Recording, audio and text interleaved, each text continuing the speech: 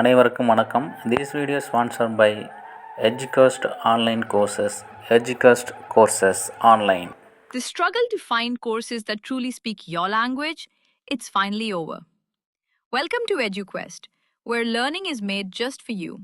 At EduQuest, we bring you a wide range of online courses, from career building programs to skill boosting masterclasses, all in your regional language. Because we believe language should never be a barrier to success. Our courses are tailor-made after understanding what today's learners really need. So why wait? Start learning the smarter, simpler way only with EduQuest. Visit eduquest.courses and explore your next course today. And hey, don't miss out on our exciting offers and promotions. So நீங்களும் எஜுகேஷனில் course purchase பண்ணி use பண்ணிக்கோங்க. நம்ம இன்றைக்கி பார்க்க போகிற topic பார்த்திங்கன்னா வேளாண் கண்காட்சி மற்றும் கருத்தரங்கம். இது தமிழ்நாடு அரசு சார்பாக ஈரோடு மாவட்டத்தில் பெருந்துறையில் நடந்ததுங்க. முதலமைச்சர் தான் வந்து ஓப்பன் பண்ணி வச்சாருங்க. இந்த கண்காட்சி பார்த்திங்கன்னா அருகில் உள்ள விவசாயிகளுக்காக இருந்தாலும் சரி, இல்லை நம்ம தமிழ்நாடு சுற்றி இருக்கக்கூடிய விவசாயிகளுக்கும் ரொம்ப யூஸ்ஃபுல்லாக இருந்துச்சு. அது மட்டும் இல்லாமல் அனைவரும் வந்து பயன்பெற்றார்கள்.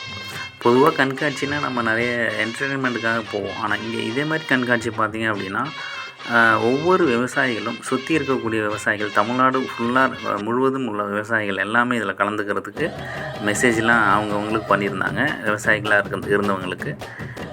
இந்த இதில் வந்து என்ன சிறப்புன்னு பார்த்திங்க அப்படின்னா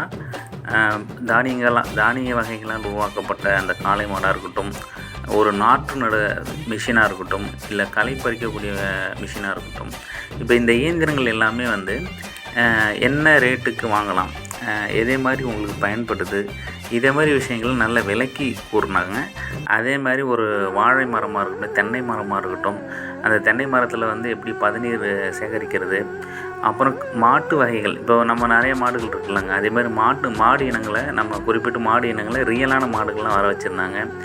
இப்போ ஈரோடுக்கு ஃபேமஸான ஈரோடு மஞ்சள், இது புவிசார் குறியீடு பெற்ற ஈரோடு மஞ்சள் நாடான்னு சொல்லுவாங்க.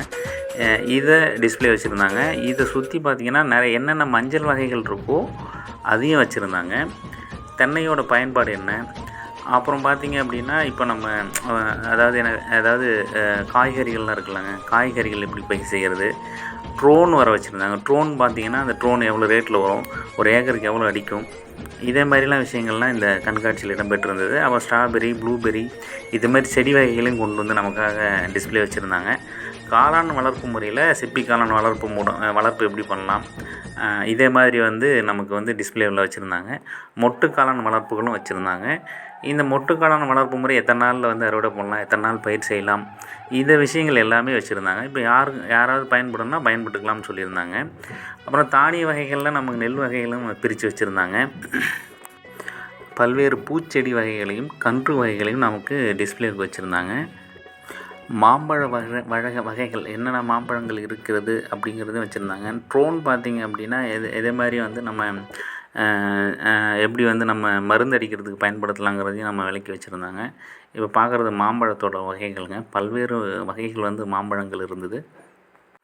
காய்கறி, இதே மாதிரி காய்கறி பயிரிடும் முறையை வந்து விளக்கியிருந்தாங்க. அதாவது நம்ம மொட்டை மாடியில் எப்படி வளர்க்கலாம், இல்லை சின்ன இடமா இருந்தால் அதில் எப்படி வளர்க்கலாம் அப்படின்னு வச்சுருந்தாங்க.